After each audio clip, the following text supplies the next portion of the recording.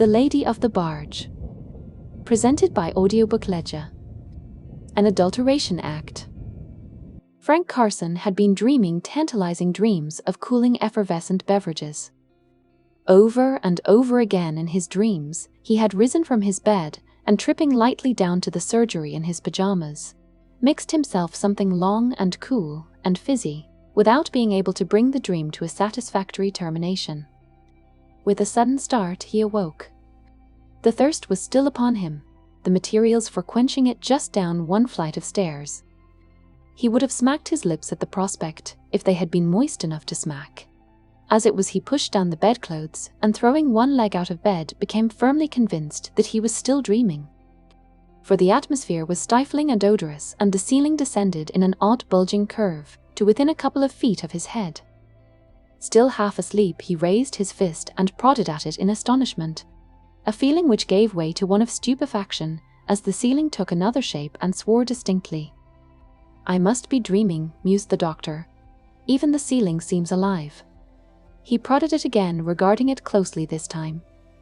The ceiling at once rose to greater altitudes, and at the same moment, an old face with bushy whiskers crawled under the edge of it and asked him profanely what he meant by it. It also asked him whether he wanted something for himself, because if so, he was going the right way to work. "Where am I?" demanded the bewildered doctor. "Mary, Mary." He started up in bed and brought his head in sudden violent contact with the ceiling. Then, before the indignant ceiling could carry out its threat of a moment, before he slipped out of bed and stood on a floor which was in its place one moment and somewhere else the next. In the smell of bilge water tar and the fetid atmosphere generally, his clouded brain awoke to the fact that he was on board ship, but resolutely declined to inform him how he got there.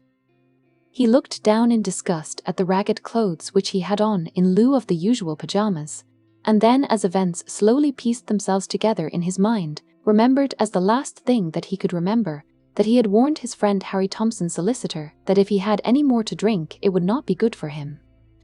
He wondered dimly as he stood whether Thompson was there too, and walking unsteadily round the forecastle, roused the sleepers one by one and asked them whether they were Harry Thompson, all answering with much fluency in the negative, until he came to one man who for some time made no answer at all.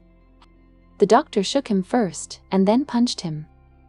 Then he shook him again and gave him little scientific slaps until at length Harry Thompson, in a faraway voice, said that he was all right.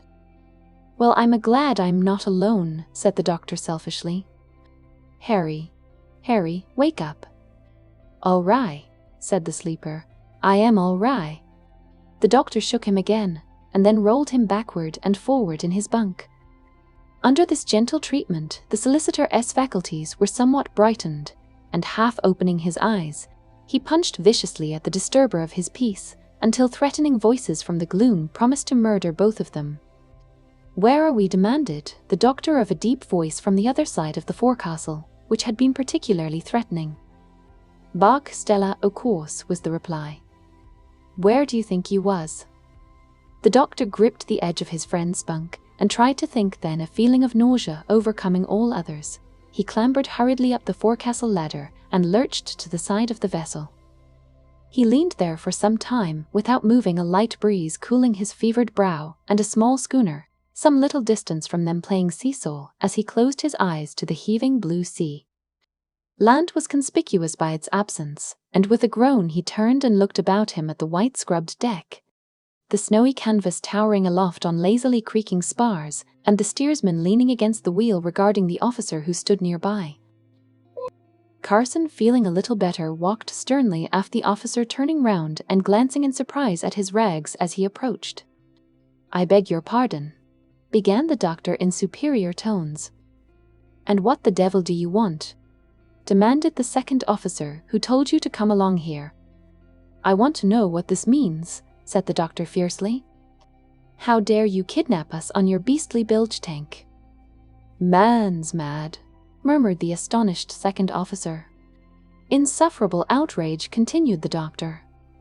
"Take us back to Melbourne at once." "You get for 'ard," said the other. "Sharply get for 'ard, and Don T, let me have any more of your lip." "I want to see the captain of this ship," cried the doctor. Go and fetch him at once." He saw another tatterdemalion coming toward him. The second officer gazed at him limp with astonishment, and then turned to the steersman as though unable to believe his ears. The steersman pointed in front of him, and the other gave a cry of surprise and rage as he saw another tatterdemalion coming with uncertain steps toward him. Carson said the new arrival feebly, and coming closer to his friend, clung to him miserably. "I'm just having it out with him," Thompson said the doctor energetically. "My friend here is a solicitor.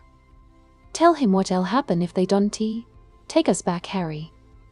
"You seem to be unaware, my good fellow," said the solicitor, covering a large hole in the leg of his trousers with his hand, "of the very dangerous situation in which you have placed yourselves.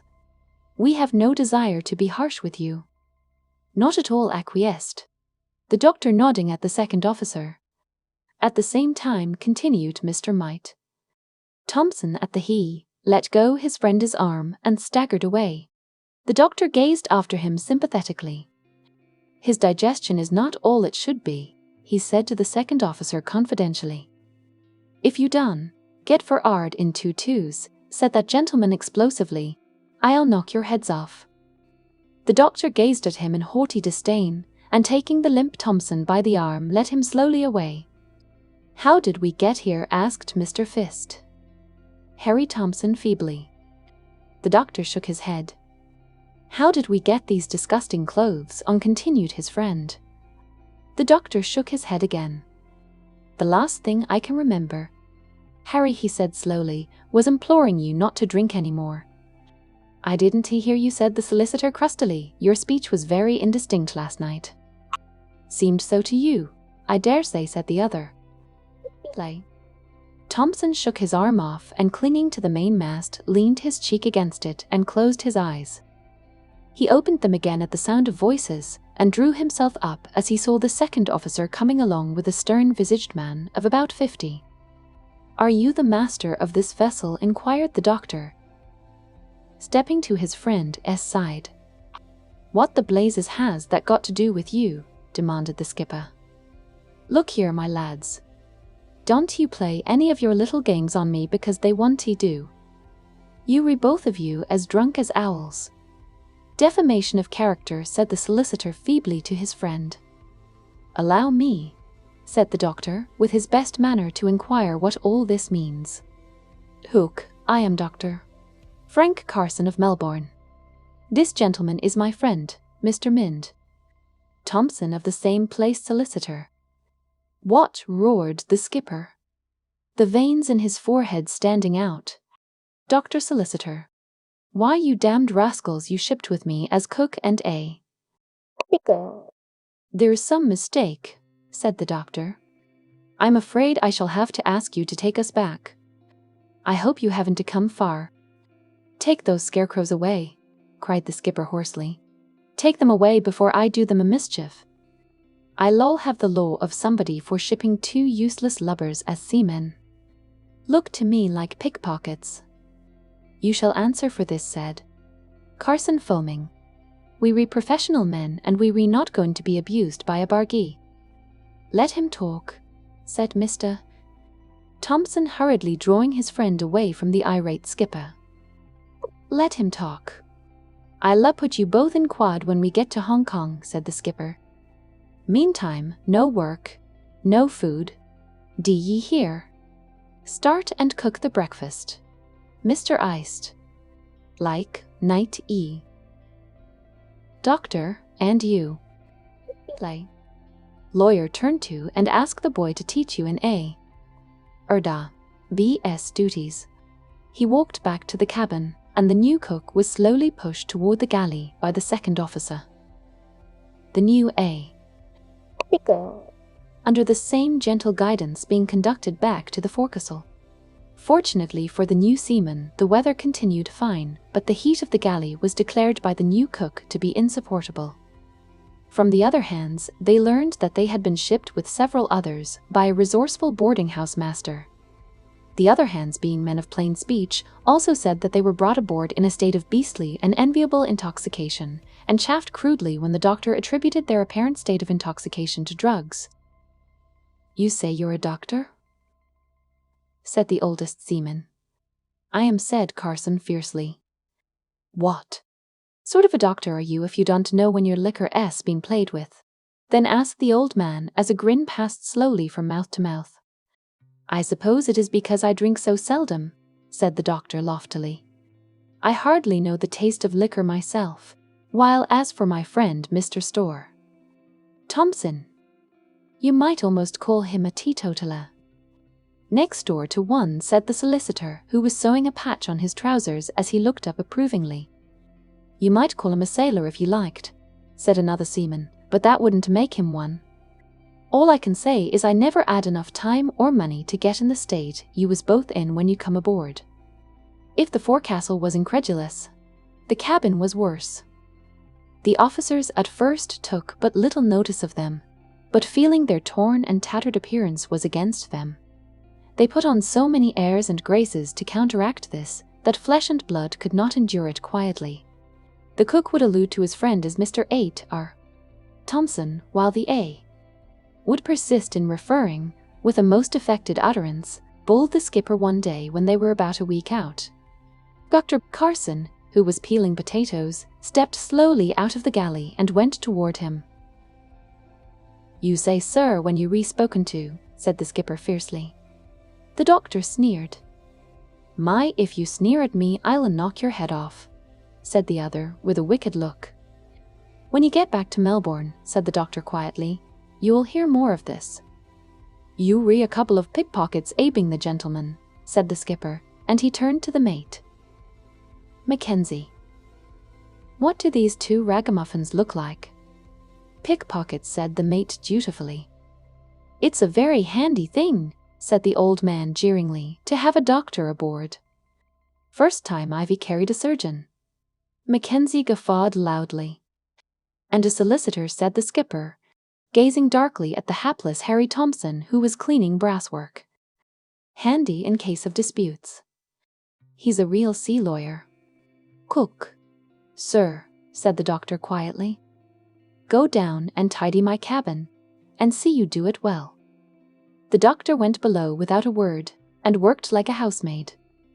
When he came on deck again, his face wore a smile, almost of happiness, and his hand caressed one trousers pocket as though it concealed a hidden weapon. For the following 3 or 4 days, the two unfortunates were worked unceasingly.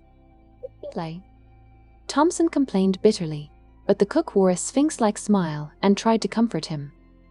"It wa'n't to be for long, Harry," he said consolingly. The solicitor sniffed.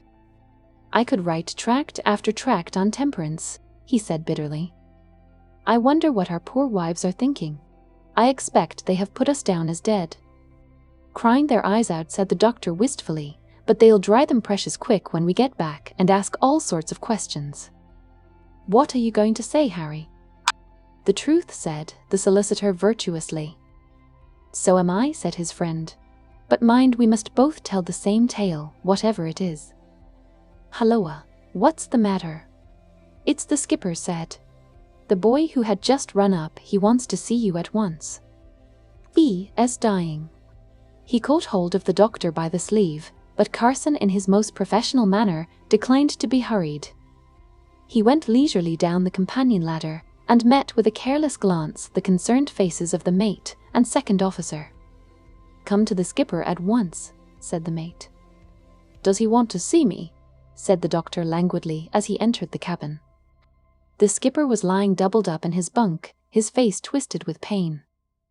"Doctor," he panted, "give me something quick. There's the medicine chest." "Do you want some food, sir?" inquired the other respectfully. "Food be damned," said the sufferer. "I want physic. There's the medicine chest." The doctor took it up and held it out to him. "I don't you want," the lot moaned, the skipper. "I want you to give me something for red-hot corkscrews in the inside." "I beg your pardon," said the doctor humbly. "I am only the cook." "If you don't to prescribe for me at once," said the skipper, "I'll put you in irons." The doctor shook his head. "I shipped as cook," he said slowly. "Give me something for heaven's sake," said the skipper humbly. I am dying. The doctor pondered. If you dinna treat him at once, I'll break your skull, said the mate persuasively. The doctor regarded him scornfully and turned to the writhing skipper. My fee is half a guinea. A visit, he said softly. 5 shillings if you come to me. I'll have half a guinea's worth, said the agonized skipper. The doctor took his wrist and calmly drew the second officer's watch from its owner's pocket. Then he inspected the sick man's tongue and, shaking his head, selected a powder from the chest. You mustn't mind its being nasty, he said. Where's a spoon? He looked round for one, but the skipper took the powder from his hand and licked it from the paper as though it had been sherbet. For mercy's sake, don't to say it's cholera, he gasped. I won't say anything, said the doctor. Where did you say the money was? The skipper pointed to his trousers. And Mr. Utters. Mackenzie. His national spirit, rising in hot rage, took out the agreed amount and handed it to the physician. Am I in danger? Said the skipper. There's always danger, said the doctor in his best bedside manner. Have you made your will? The other, turning pale, shook his head. Perhaps you'd like to see a solicitor, said Carson in winning tones. I'm not bad enough for that, said the skipper stoutly. You must stay here and nurse the skipper. Mr. Mackenzie said, Carson turning to the mate, and be good enough not to make that snuffling noise. It's worrying to an invalid. Snuffling noise, repeated the horror-struck mate. Yes, you've got an unpleasant habit of snuffling, said the doctor sometimes. I worries me meant to speak to you about it before. You mustn't do it here. If you want to snuffle, go and snuffle on deck. The frenzied outburst of the mate was interrupted by the skipper. Don't make that noise in my cabin. Mr. Mackenzie, he said severely. Both mates withdrew in Dudgeon, and Carson, after arranging the sufferer's bedclothes, quitted the cabin and sought his friend. Thompson was at first incredulous, but his eyes glistened brightly at the sight of the half-sovereign. Better hide it, he said apprehensively. The skipper'll have it back when he gets well. It's the only coin we've got. He won get well said. Doctor. Carson easily not till we get to Hong Kong, that is. What's the matter with him? Whispered the solicitor. The doctor, evading his eye, pulled a long face and shook his head. It may be the cooking, he said slowly. I am not a good cook, I admit. It might be something got into the food from the medicine chest. I shouldn't be at all surprised if the mates are taken bad too. And indeed, at that very moment, the boy came rushing to the galley again, bawling out that Mr. Stown. Mackenzie was lying flat on his stomach in his bunk, punching the air with his fists and rending it with his language. The second officer appeared on deck as he finished his tale, and glancing forward, called out loudly for the cook. You wanted, Frank, said the solicitor. When he calls me doctor, I'll go, said the other stiffly. Cook, bawled the second officer. Cook, cook. He came running forward, his face red and angry, and his fist doubled. Didn't you hear me calling you? He demanded fiercely. I've been promoted, said Carson sweetly. I'm ship's surgeon now. Come down below at once, or I'll take you there by the scruff of your neck, vociferated the other. You not big enough, little man, said the doctor, still smiling. Well, lead the way, and we'll see what we can do. He followed the speechless second officer below, and found the boy's description of the first officer's state as moonlight unto sunlight, as water unto wine. Even the second officer was appalled at the spectacle, and ventured a protest. Gimme me something at once, yelled. Mr. Do you wish me to undertake your case? Inquired the doctor suavely. Mackenzie said that he did in 7 long, abusive and wicked sentences. My fee is half a guinea, said the doctor softly. Poor people who cannot afford more mates and the like, I sometimes treat for less. I'll die first. Howled the mate. You won to get any money out of me. Very good, said the doctor, and rose to depart. Bring him back. Rogers yelled the mate. Don't let him go. But the second officer, with a strange, awesome look in his eyes, was leaning back in his seat, tightly gripping the edge of the table in both hands. Come, said the doctor cheerily. What's this? You mustn't be ill, Rogers. I want you to nurse these other two. The other rose slowly to his feet and eyed him with lackluster eyes. Tell the third officer to take charge, he said slowly. And if he's to be nurse as well, he's got his hands full. The doctor sent the boy to apprise the third officer of his responsibilities, and then stood watching the extraordinary and snake-like convolutions of Mr. Sember. How much did ye say? Hissed the latter. Poor people, repeated the doctor with relish. 5 shillings a visit. Very poor people, half a crown. I'll have half a crown's worth, moaned the miserable mate. Mackenzie said, a faint voice from the skipper's cabin. Sir, yelled the mate, who was in torment. Don't answer me like that, sir, said the skipper sharply. Will you please to remember that I'm ill and can to bear that horrible noise you were making? I'm ill too, gasped the mate. Ill nonsense, said the skipper severely. We can both be ill. How about the ship? There was no reply, but from another cabin, the voice of Mr. Brist. Rogers was heard calling wildly for medical aid and offering impossible sums in exchange for it. The doctor went from cabin to cabin, and first collecting his fees administered sundry potions to the sufferers, and then in his capacity of cook went forward and made an unsavory mess. He called gruel, which he insisted upon their eating. Thanks to his skill, the invalids were freed from the more violent of their pains, but this freedom was followed by a weakness so alarming that they could hardly raise their heads from their pillows, a state of things which excited the intense envy of the third officer, who, owing to his responsibilities, might just as well have been without one. In this state of weakness, and with the fear of impending dissolution before his eyes, the skipper sent for Mr. Senfor, Harry Thompson, and after some comparisons between lawyers and sharks in which stress was laid upon certain redeeming features of the latter, paid a guinea and made his will. His example, save in the amount of the fee, was followed by the mate. But Mr. Rogers, being approached tentatively by the doctor in his friend's behalf, shook his head and thanked his stars he had nothing to leave. He had enjoyed his money, he said. They mended slowly as they approached Hong Kong, though a fit of temper on Mr. Mackenzie's part, during which he threw out ominous hints about having his money back, led to a regrettable relapse in his case. He was still in bed when they came to anchor in the harbour, but the skipper and his second officer were able to go above and exchange congratulations from adjoining deck chairs. You are sure it wasn't cholera? Asked the harbour master's deputy, who had boarded them in his launch after he had heard the story. Positive, said Carson. Very fortunate thing they had you on board, said the deputy. Very fortunate. The doctor bowed. Seems so odd, the 3 of them being down with it, said the other. Looks as though it's infectious, doesn't it? I don't think so, said the doctor, accepting with alacrity an offer to go ashore in the launch and change into some decent clothes.